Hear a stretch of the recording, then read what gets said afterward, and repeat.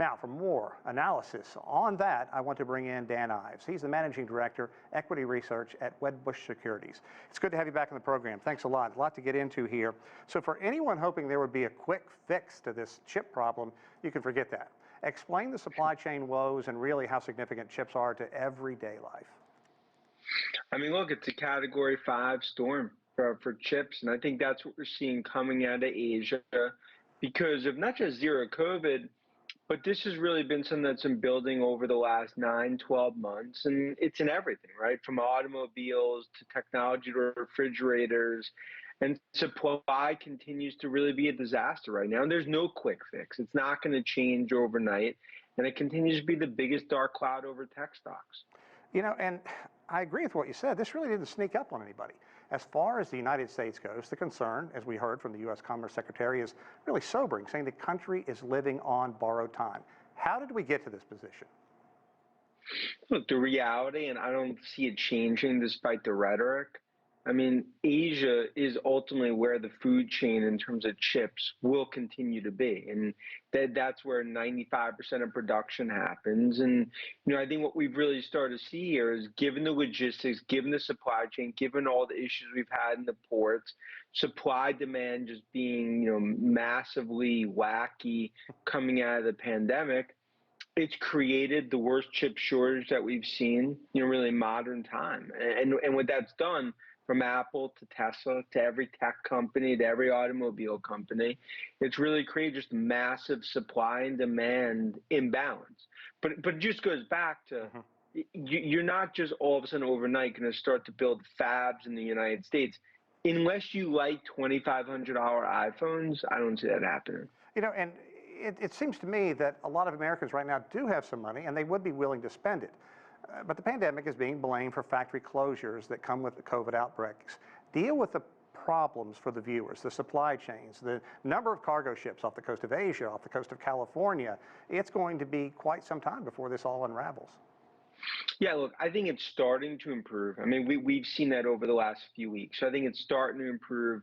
Prices come down, I'd say about 25, 30% in terms of shipping from China to the U.S. But yeah, this is not overnight. I mean, this is going to be a slugfest over the next, you know, call it 6 to 9 months. And I'd also say it's a big part of what we're seeing in inflation. I mean, the Fed could raise rates and do, you know, what they're going to do, but ultimately supply chain is a big part of that. And that's why right now it's something that needs to navigate and really, you know, ultimately smooth itself out, which probably won't happen until as we go into 2023.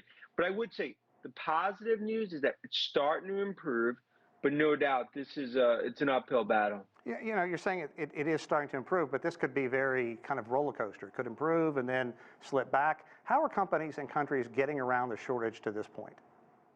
Look, I mean, they're looking to try to find other areas, whether it's Vietnam or other, you know, sources. You're seeing around the world, you know, ultimately expenses continue to increase because you need to pay up for chips. Because at the front of the line, it's really Apple, Tesla, as well as some of the other stalwarts. They're getting chips, but when you're further down the food chain, especially from a unit perspective, just lower volume, it's hard to get chips. And that's why companies are struggling and they're needing to make some tough decisions. Maybe new products they're going to cut. And ultimately right now, I mean, it's really starting to get to the almost the bone, not necessarily the fat in terms of some of the decisions that companies need to make in terms of do they do it product A, B, or C, just given they can't find enough chips. You know, if, I don't know how to say this delicately, but if the U.S. Congress and its funding is really going to be our solution, you know, what does that say about us as a country? Because they are not known for compromise and moving along. And as you mentioned, the U.S. should have seen this coming some time ago. What is it going to take to spur manufacturing? And we're going to see these shortages run into possibly 2024. I mean, that, even though it's getting better, I mean, that's going to be rough.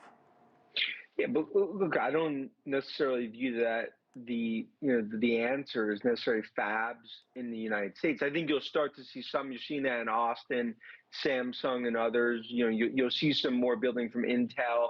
But I think maybe over time you could see 8-10% move from Asia to the U.S. or other parts of the world. But it just comes down to, like, for now, that's why the zero COVID issues in China and the overall supply chain, there's such a maniacal focus on Asia, because ultimately that is where the supply chain, that's the hearts and lungs. Dan, I think some of these are maybe some solutions, but no doubt some challenges. Dana, you got 30 seconds. Where are we going to see the shortages? New cars, we know for sure. What else? I think it's new cars, especially on the, on the technology side, smartphones. Automobile is the big one. I mean, that's what you've seen from the likes of GM, Ford, Rivian. I mean, they basically can't produce these cars with chips. I'd say really it's auto front and center that's really getting the gut punch in terms of what we're seeing with the chip shortage. Dan, good stuff. Thanks very much. Dan Ives, Thank you. Managing Director, Equity Research at Wedbush Securities. Thank you again.